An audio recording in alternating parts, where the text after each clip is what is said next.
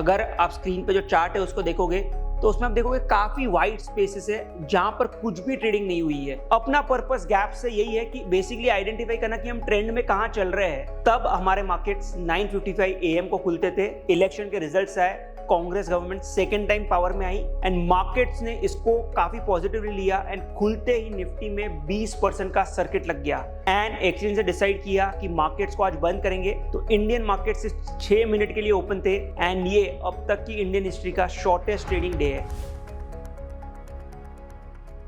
Gap theory, तो gap basically एक empty space है ऑन द चार्ट जहां पर कुछ भी ट्रेडिंग एक्टिविटी नहीं हुई है। अगर आप स्क्रीन पे जो चार्ट है उसको देखोगे तो उसमें आप देखोगे काफी वाइड स्पेसेस है जहां पर कुछ भी ट्रेडिंग नहीं हुई है। तो इसे ही हम गैप कहते हैं। तो गैप दो तरीके के होते हैं, upward gap and downward gap. पहले अपवर्ड गैप की बात करते हैं। तो अपवर्ड गैप किसे कहेंगे? तो बेसिकली अपवर्ड गैप की डेफिनेशन है today's low is greater than yesterday's high. तो इसे कहेंगे अपवर्ड गैप एंड इसे बुलिश गैप भी कहते हैं। अगर आप इस चार्ट को देखोगे तो आप देखोगे कि प्राइस ने कल के हाई के ऊपर प्राइस ओपन हुई है। तो बेसिकली क्या हो रहा है, today's low is greater than yesterday's high. Yes, तो इसे कहेंगे बुलिश गैप या अपवर्ड गैप। ओके, दूसरा टाइप का गैप होता है डाउनवर्ड गैप। तो डाउनवर्ड गैप का डेफिनेशन क्या होगा? Basically today's high is less than yesterday's low, तो इसे कहेंगे डाउनवर्ड गैप। तो अगर आप इस चार्ट को देखोगे तो आप देख रहे हो कि प्राइस ने नीचे ओपन हुई है कल के लो के नीचे और आज का high today's high is less than yesterday's low, तो इसलिए इसे कहेंगे डाउनवर्ड गैप और डाउनवर्ड गैप को बेरिश गैप भी कहते हैं।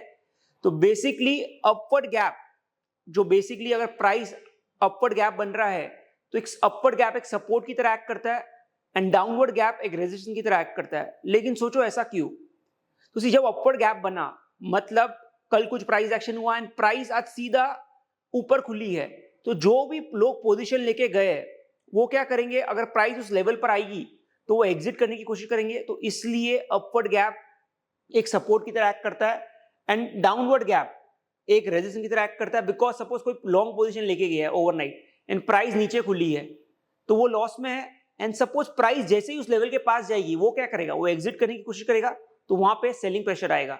तो अगर मैं समराइज करूं अपवर्ड गैप और डाउनवर्ड गैप को, अपवर्ड गैप को बुलिश गैप भी कहते हैं एंड डाउनवर्ड गैप को बेरिश गैप कहते हैं।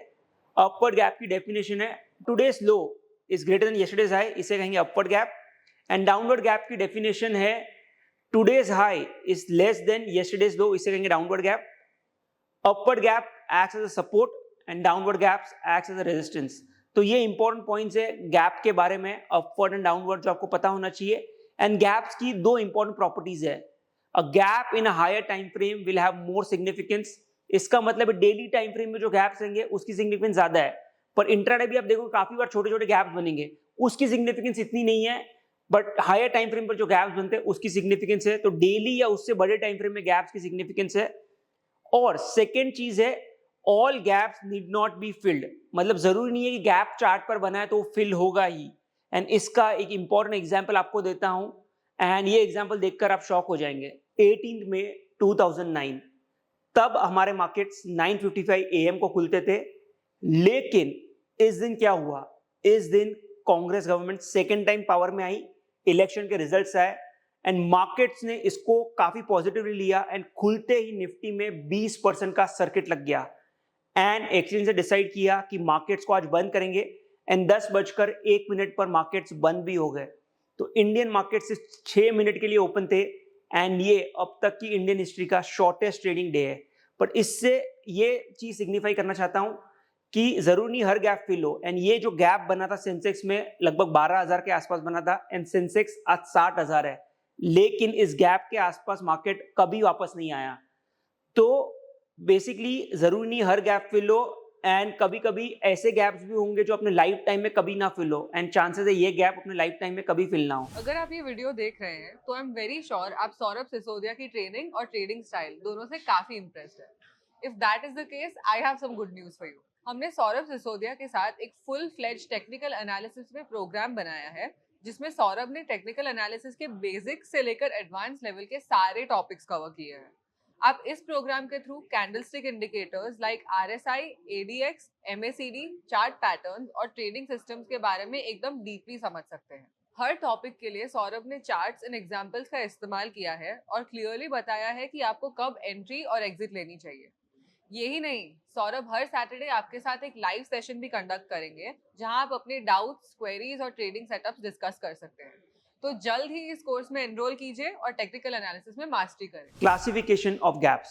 गैप्स को मेजरली 4 टाइप्स में क्लासिफाई कर सकते हैं। सबसे पहले common gap, second break away, third measuring and fourth exhaustion. तो सबसे पहले कॉमन गैप की बात करते हैं। तो कॉमन गैप बेसिकली क्या होता है? तो कॉमन गैप बेसिकली ऐसा टाइप का गैप है जो एक साइडवेज ट्रेंड में जब मार्केट होता है तब बनता है, एंड ये गैप 3 से 4 दिनों में फिल भी हो जाता है, इसलिए इसे कंजेशन गैप भी कहते हैं। एंड इस गैप की सिग्निफिकेंस काफी कम होती है। सेकेंड टाइप ऑफ गैप है break away gap. Break away gap का मतलब है ऐसा गैप जो एक रेजिस्टेंस या सपोर्ट को ब्रेक होने के बाद बनता है, एंड जनरली एक न्यू ट्रेंड का आइडेंटिफिकेशन होता है। लाइक जब ये गैप बनता है तब एक न्यू ट्रेंड की शुरुआत होती है, एंड जब ये गैप होता है तब वॉल्यूम्स काफी ज्यादा होती है। तो बेसिकली ब्रेक अवे गैप का मतलब है आप एक रेंज से ब्रेक अवे हो रहे हो एंड एक नई ट्रेंड की शुरुआत हो रही है। ओके, एंड थर्ड गैप है मेजरिंग गैप। तो measuring gap basically generally middle of the trend में बनता है, एंड एक ट्रेंड में काफी मेजरिंग गैप्स हो सकते हैं। And fourth type of gap है एग्जॉशन गैप। तो ये basically end of the trend में बनता है, एंड जब ये गैप बनता है उसके बाद जनरली एक बेरिश कैंडलस्टिक फॉर्मेशन होता है, एंड ये इंडिकेट करता है एंड ऑफ द ट्रेंड। तो 4 टाइप ऑफ गैप्स है, common, break away, measuring and exhaustion. And इसको एक एग्जांपल से समझेंगे तो चीजें काफी क्लियर होगी। अपना पर्पस गैप से यही है कि बेसिकली आइडेंटिफाई करना कि हम ट्रेंड में कहां चल रहे हैं, या तो हम बहुत एक एंड में है या स्टार्ट में है। मेन पर्पस यही है।